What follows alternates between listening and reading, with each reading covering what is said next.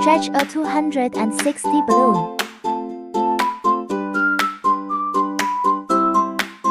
Inflate a balloon.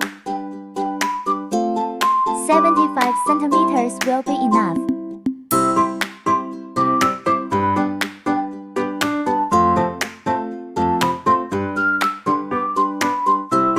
Twist a bubble of 6 centimeters,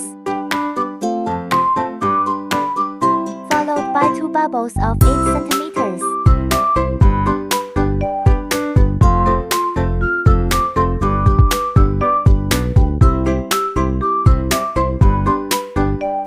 Twist them together. Make a bubble of 6 centimeters for the neck.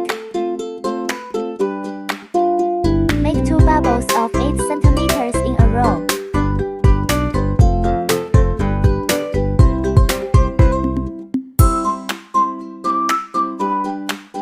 Twist them together.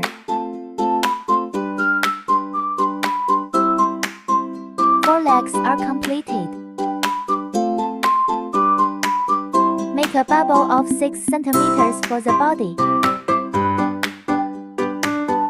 Make 2 bubbles of 8 centimeters in a row.